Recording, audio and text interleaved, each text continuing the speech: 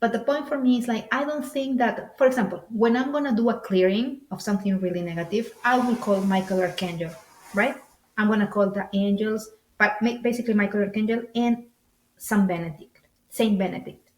But the thing is like, do you think that ayahuasca has allies?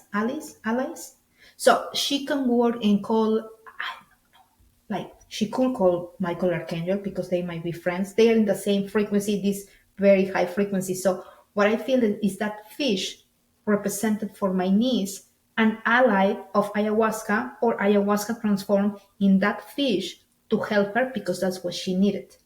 So don't you do you feel that ayahuasca works by herself?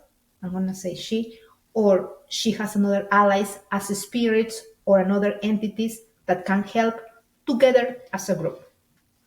Well, now we're getting into the complexities of the ayahuasca tradition.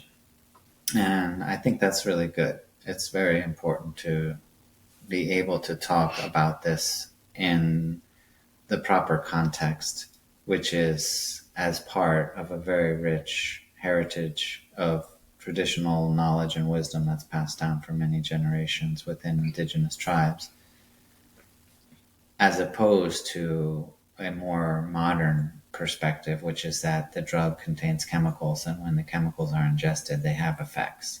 Mm-hmm. Both are true, but working in the space, I guess both are true in the same sense that a musical instrument is a tool that produces sound, and by moving it in a particular way, you can create different notes.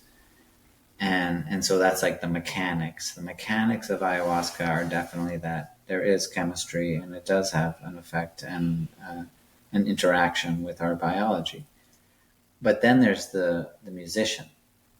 And the musician is the person that uses that tool to produce the actual music. Mm-hmm. And that's very different. You can't just hand a guitar to anyone and expect them to be able to play good music on it. And some people can play incredible music on a guitar, and that same exact instrument can be handed to someone else and they can't play that music. Mm-hmm.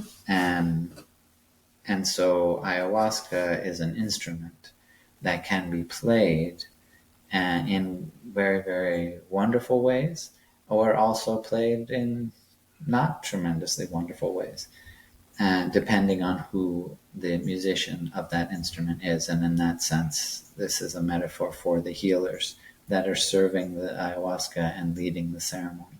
For the curandero. Exactly. And so a curandero is someone who has developed relationships with many elements of nature and their own ancestors, Mm-hmm. and maybe even outside of this world or the earth. And so when they open a ceremony, they're typically calling to their allies. So it's not really that ayahuasca is calling to her allies. Right. It's that, but they are all in collaboration. Mm-hmm. And because of their unique frequency, and not unique frequency, that the level of frequency is in a dimension that's very similar. The same way that I could call someone in this town, but if I knew them, obviously calling them would increase highly the likelihood that they come over to assist me. And so the curandero spends their life developing these relationships, and then when they open an ayahuasca ceremony, they call to these allies, to these teacher plants, to these spirits, to their ancestors, to these beings to come to the ceremony, to be present. And in that sense, beyond being a musician that plays an instrument, they really become like a conductor, conducting this symphony of healing spirits. And then it is in that collaborative effort that ayahuasca works together with these other plant spirits and with these spirits of other beings to achieve those transformations of energy.